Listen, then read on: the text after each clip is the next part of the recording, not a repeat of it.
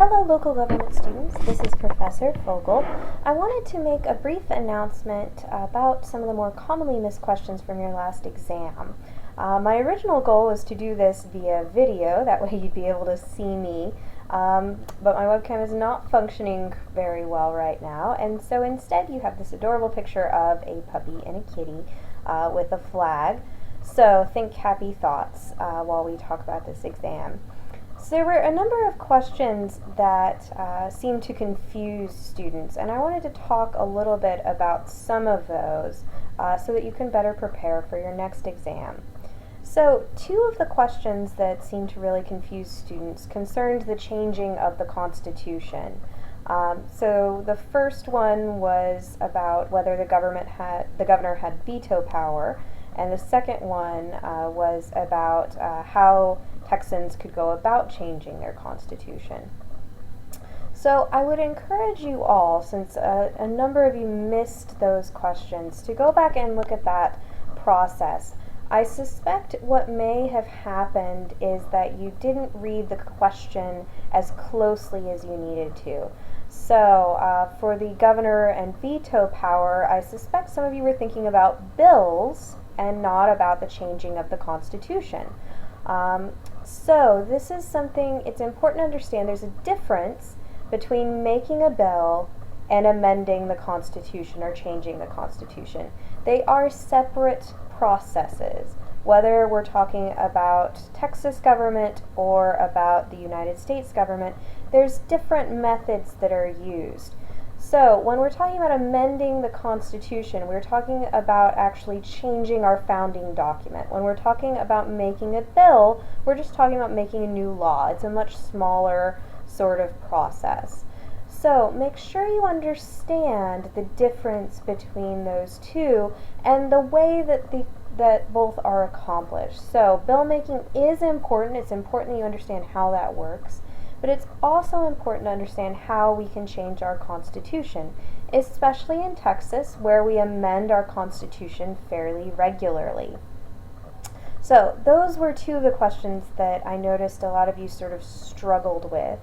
One of the other questions that I noticed students really struggled with was regarding free speech and what is not protected speech.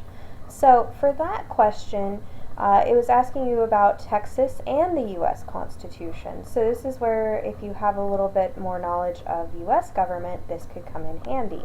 So when you're thinking about free speech, our laws and our government has been fairly liberal in how they think about free speech. So just because something is offensive to some people doesn't necessarily mean that it can be limited. So you want to think about occasions on which the courts and our government have said we can limit free speech, and those tend to be fairly limited. Just being offensive to someone isn't enough. The First Amendment of the U.S. Constitution and our Texas Constitution guarantee more freedom of speech than that. So think about freedom of speech. It should be something that's very important to you all. One of the other questions that was commonly missed was regarding different cultures of governments. So you may want to go back and review a little bit of your first chapter and think about the kind of cultures of governments that we have. So you want to go back and look at those and think about how Texas looks, how Texas government works. So there are several different cultural motivations that are present there, and some of them, they each have benefits and problems. So you want to think about benefits and problems of different ways of thinking.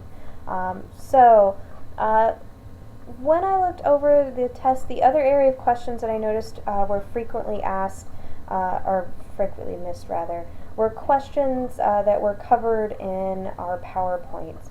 So I want to encourage you all, if you haven't been reading the PowerPoints closely, you should start.